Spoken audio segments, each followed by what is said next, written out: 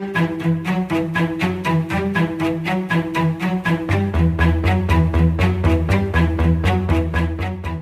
Nations 2024, comment le 15 de France est passé d'une équipe séduisante et conquérante à un collectif en souffrance. Le 15 de France, peu impressionnant lors de ses deux premières sorties, affronte l'Italie pour son troisième match du tournoi 2024, dimanche, 16h sur France 2 et France.tv. Un bilan comptable équilibré, mais peu de motifs de satisfaction.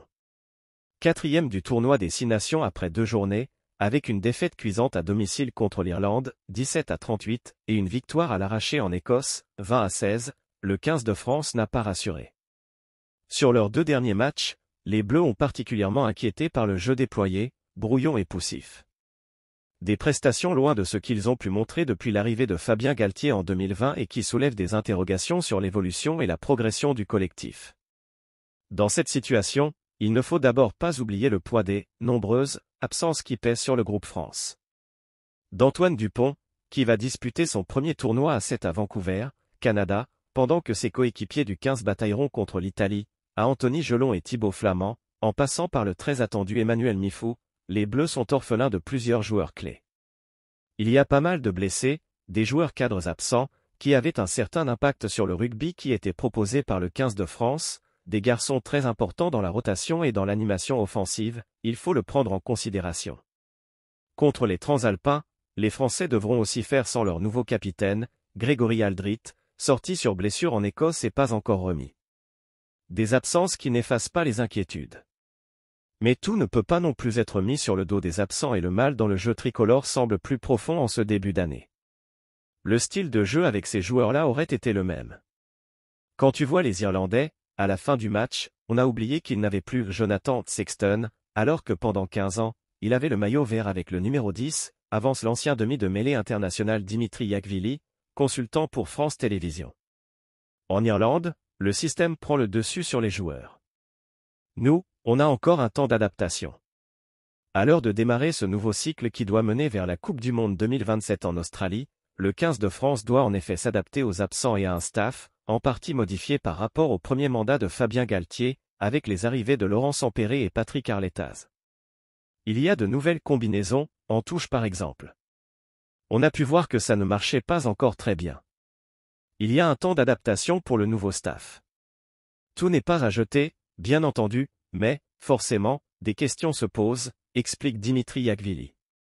La touche, secteur dans lequel les Bleus ont globalement failli lors des 2 premiers matchs, si lancé perdu, est une bonne image des difficultés rencontrées par les avants français.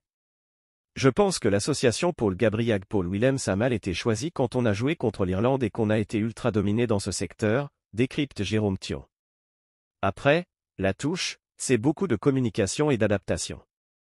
Je pense qu'il faut laisser le temps à cette équipe de trouver la bonne carburation et les bons réglages. Le constat est aussi valable pour tout le pack tricolore, secoué et beaucoup moins dominateur en ce début de tournoi. Le 15 de France paraît également s'être perdu sur le plan tactique. D'un jeu efficace et flamboyant, à son apogée un soir de victoire historique à Twickenham en mars 2023 avec 7 essais inscrits et 506 mètres parcourus ballon en main, il est passé à beaucoup moins d'assurance et plus de fébrilité. Avant, on prenait les choses en main, il y avait des combinaisons, des mouvements, on gardait le ballon. Là, on fait un jeu quasiment que de la défense, on essaie de jouer les ballons de récupération ensuite.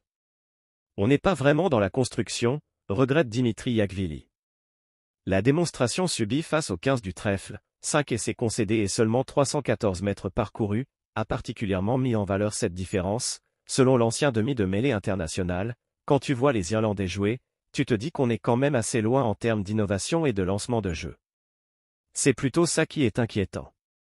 Encore un blocage psychologique ? Et si les balbutiements dans le jeu trouvaient aussi leurs racines dans la déception de l'élimination face à l'Afrique du Sud ? Je pense clairement que, juste après la Coupe du Monde, le fait de devoir passer à autre chose a été très compliqué pour beaucoup de joueurs, expose Jérôme Thion. C'est une équipe en reconstruction.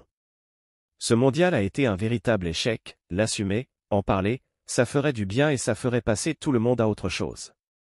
Mais on l'a un peu occulté. Au-delà de la défaite, les Bleus vivent aussi une saison particulière, forcément bousculée par le mondial. Les années post-Coupe du Monde sont toujours très compliquées à assumer physiquement et psychologiquement, pour se remettre dans le bain et de nouveau être compétitif, assure Jérôme Thiaw. On sait qu'ils ne jouent pas à leur vrai niveau actuellement, que c'est une phase qu'on connaît tous dans une carrière, pose Dimitri Yachvili. Ce n'est pas alarmant, mais il ne faut pas que ça dure. Face à l'Italie, plus faible des 6 nations, une victoire avec la manière est presque obligatoire pour s'éviter une vraie situation de crise. Merci de bien vouloir activer la cloche et de cliquer sur j'aime.